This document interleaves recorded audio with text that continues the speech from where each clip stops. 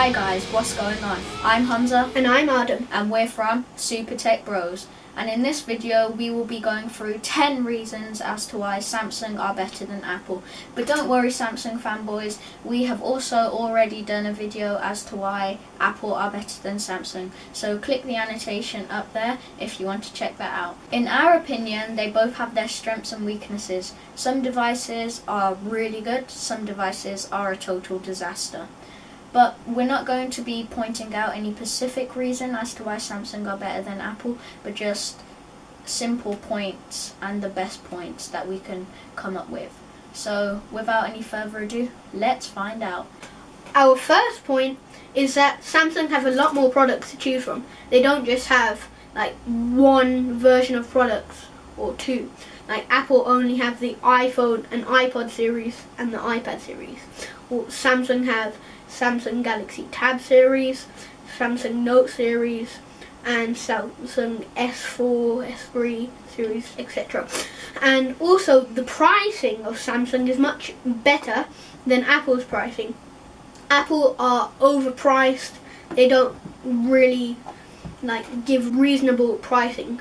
So for those that are on a budget, Samsung is really the phone that you'd want to get. So our next point is that you can personalize your home screen, your lock screen, a lot more better to suit your own needs. Say you want an alarm widget on your home screen, that would be a lot more convenient with Samsung. You can add a lot more apps and a lot more widgets and more personalization, and you're not restricted as to what you can do. On most Samsung devices, they often have a micro SD card slot, so you can also add additional storage up to 64 gigabytes. Apple, you can't get that. You can only get a slot for a SIM card. But on Samsung, you can also add additional storage. So if you're one for taking pictures, like you would on the Samsung Galaxy S4 Zoom, you would also need additional storage. Our fourth point is that Samsung push their devices a lot more further than Apple. Not to say that Apple don't push their devices, it's just that Samsung, they change 4, 5, 6 different points, whereas Apple, they change 2, 3, not as much. Or, well, in our opinion, Apple haven't even changed anything from the iPhone 4S really. What for the iPhone 5, just a larger screen, that's it, and the A7 chip, not much. With the Note 2 compared to the Note 3, you get the gear, your 4K resolution on a smartphone, and the pixel density is a lot better. Apple, their last major thing was their fingerprint and Siri. Okay, so our fifth point, devices made by Samsung have greater specs inside them. Some have a quad-core processor, where the iPhone 5S with its A7 chip, it only has a dual-core processor, which means that the Samsung devices run a bit more smoother, you could say, than an iPhone. Okay, so number 6, screen resolution. This is a major part of phones.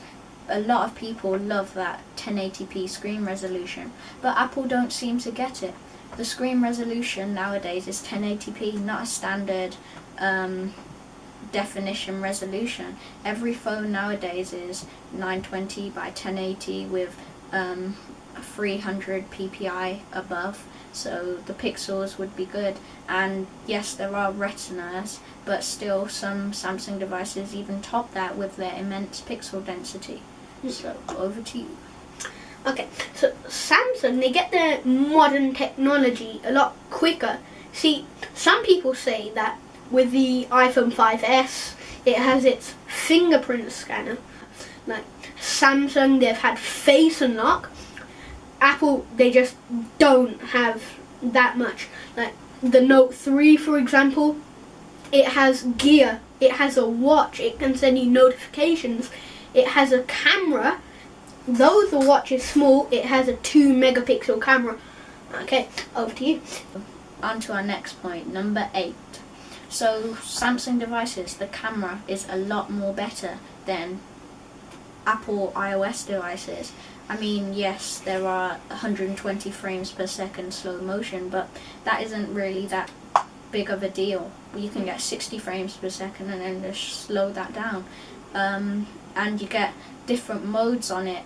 With Apple, you're kind of restricted as to what mode. You just get auto mode, and on most Samsungs you can actually change like the ISO, the white balance. None of that happens on Apple devices, and their camera's a bit let down, kind of.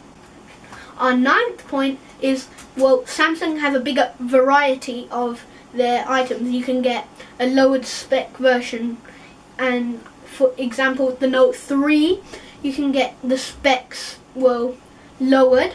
You can get the performance not as good as the actual Note 3.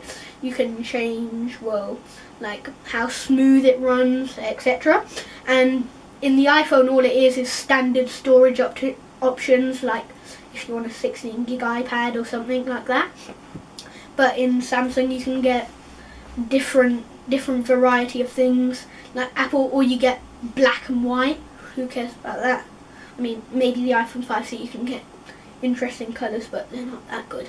Like pink and green. Okay, Anyway. So our last point is NFC. NFC stands for Near Field Communication. This means that you can simply touch two devices together and share a file. This NFC is in like basically every single smartphone right now, except from Apple devices. It's even in tablets, some tablets as well. So NFC, you can also have a wireless bank account, I think, and you can sometimes pay with your tablet, which looks pretty cool. Just walk into a shop and you're paying with your phone or your tablet. So NFC is like upped version of Bluetooth, and Apple, like we have said, they're not with it in modern technology at the moment, and they really need to include this in their new device. Okay, that is all we have for you today, but we will have more videos, so hit that subscribe button up here. And for those Apple fanboys, you can also click the annotation above to see our video as to why Apple are better than Samsung. We're from SuperTechBros, and we'll see you next time.